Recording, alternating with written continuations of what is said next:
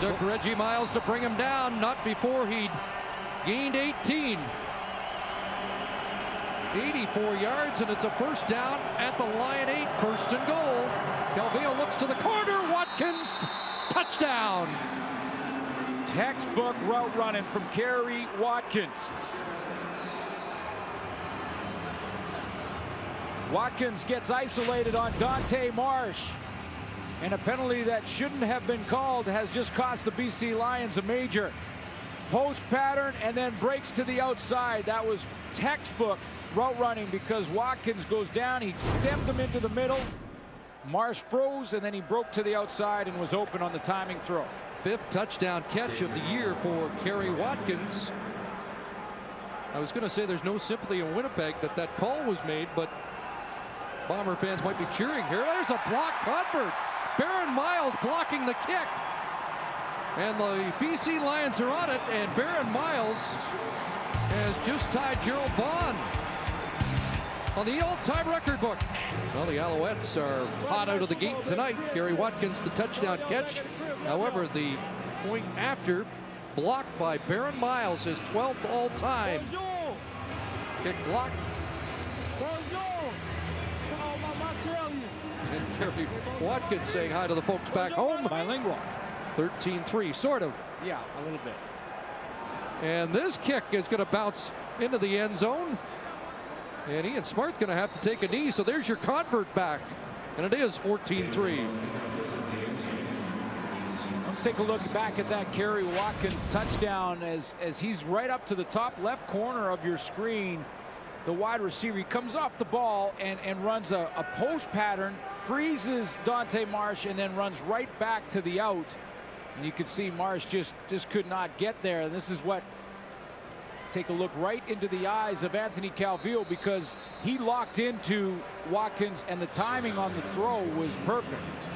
Impossible to defend if the timing is that good between quarterback and receiver. Lions talked about disrupting the rhythm, but they haven't been able to do it yet. And now the BC Lions in a hole. Joe Smith takes the pitch, cut down by Chip Cox behind the line of scrimmage.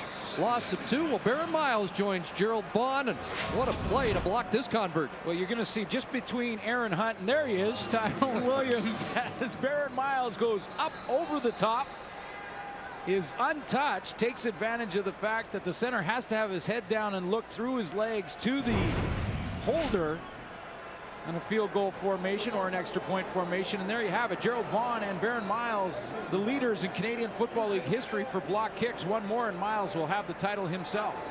One more interception and he moves ahead of Glenn Suter on the all-time list. An incomplete pass and a punting situation and another slow BC Lions start. Well, Joe Smith got nothing on first down, and the Lions have been very productive over the last 2 games, both wins on first downs. In fact, first downs are averaging around 8 yards. Now, Joe Smith, a lot of people talking about Stephon Logan, who had 2 good games back-to-back when Smith was hurt, and whether or not this is the right move. Wally Buono said that Joe Smith was a starting tailback, and we expect to see, at least I do, a good effort from Joe Smith tonight. There's competition in camp now. Here's Larry Taylor. No yards penalty, and Taylor scampering around and breaking tackles up near the 45-yard line as he replaces Jason Armstead. Well, in this first quarter, it feels like the BC Place Stadium turf is leaning to one side because it's been all Alouettes, which it's been throughout the season for the Montreal Alouettes. You saw the difference in scoring. BC number 39, 15-yard penalty, first down. They have just been dynamite out of the gate to start games off, and that's game planning, that's preparing. And the other thing that the Alouettes have an advantage in is that with Mark Trestman as brand new coach to the Canadian Football League, the coaches in the rest of the league are trying to figure out exactly what he's going to bring to the table, and he's brought different looks that they have not seen. Even veterans like Wally Buono have not seen some of the looks that Mark Trestman has presented. Third possession for Calvillo, and over the middle, that pass behind Kerry Watkins. Incomplete. Well, Anthony Calvillo, a veteran, thriving under this rookie head coach. I mean, we are challenged like I've never been challenged before. Not only myself as a quarterback, but the receivers, because they are being moved around left and right, but it's working for us, and they're all stepping up to the challenge. Anthony Calvillo certainly is on pace for close to 6,200 yards. Leading the league in passing, 2nd and 10, and Ben Cahoon holds on.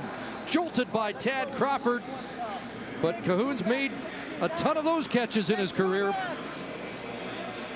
Well, Ben Cahoon is a possession receiver and has been for the last few years. And by possession, I mean it literally. When he gets even close in the same area code, he will bring it down. He took a hit there, a good hit from Tad Crawford at the top of your screen. The Lions playing with 2 deep safeties in the play, Barron Miles and Crawford. Crawford put a good hit on Cahoon, and he hangs on to the football. You saw that stat. The Lions have done a good job of taking Cahoon away in recent years, averaging 48 yards a game in the last 2 seasons. But Cahoon off to a good start here, opening quarter, and he has 3 catches for 36. Yeah, and when you have Kerry Watkins on the outside, now Cahoon, it's hard to double team Ben Cahoon every play. Wilson lining up as a fullback, trying to clear the way for Avon Coburn. And Coburn wrestled down at the 39-yard line. Big Tyrone Williams brings him down. You know, Mark Trestman, you heard Anthony Calvillo talk about Trestman and how he is a stickler for the details. I know that he likely looked at Avon Coburn's numbers over the last 2 weeks and said, look, when we won 2 games, we were averaging around 170 yards per game rushing. In the 2 games we lost, that dropped to 38. Maybe there's a trend here. 88 already for Avon Coburn. 2nd down, they give to Coburn again. And he's stopped at the 35. And he'll be short of the 1st down. The field goal unit sent back out for Montreal. But this field has been tilted in Montreal's favor in this 1st quarter. The whole game has been played in the BC end of the field so far. And that's been a familiar. This is the 5th straight game again, out of the blocks quickly. And that's the sign of a well-prepared team, isn't it? It certainly is. It's a team that has done their film work. It's a team that is prepared. Has a lot of teams will script their first 10, 15 plays.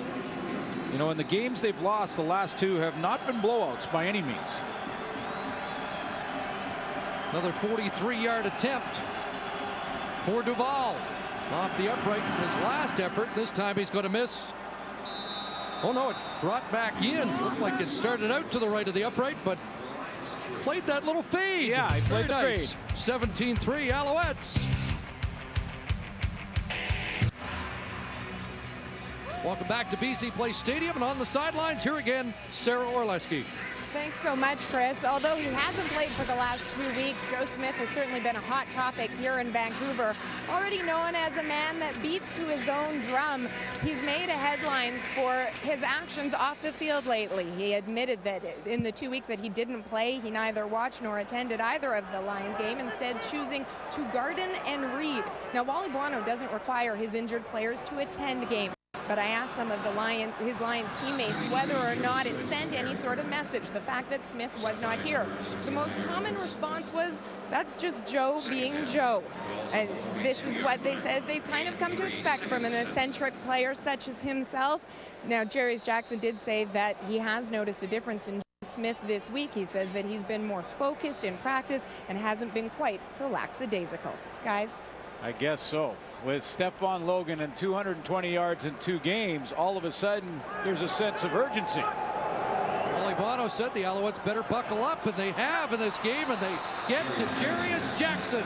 It's a sack.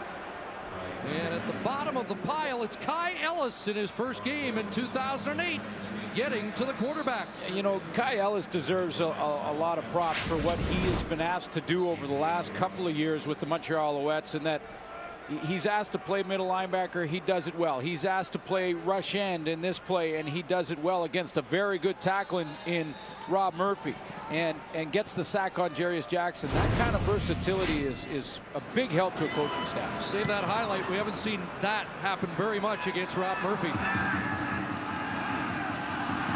Here's Taylor. looks shifty as he gets to the 35.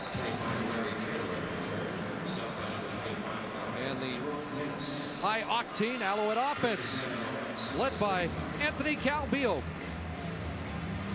Back out onto the field.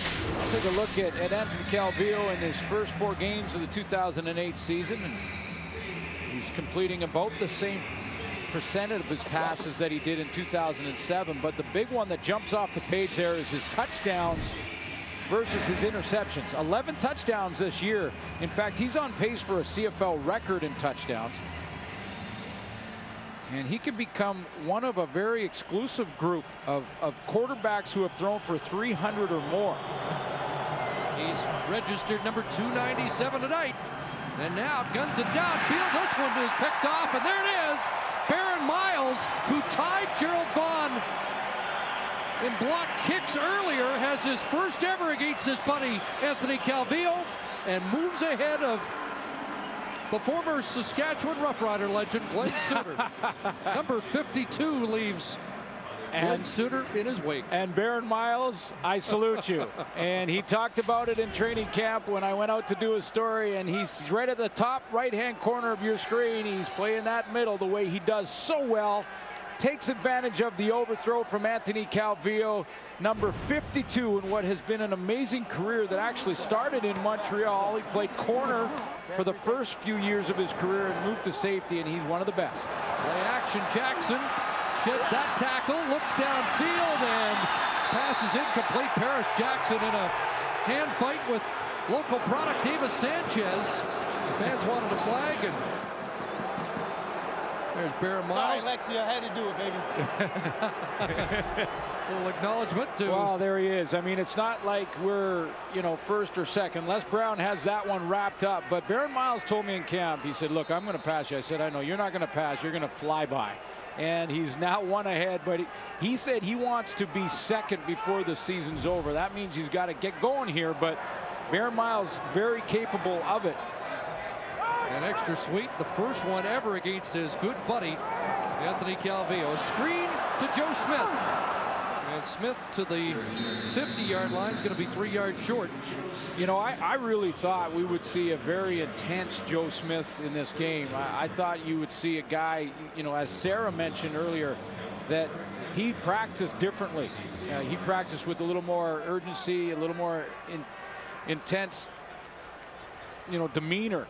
But the bottom line is I haven't seen it in this game so far. I mean, it seems like Joe is still not hitting the line with that same quickness and pop that he did last year.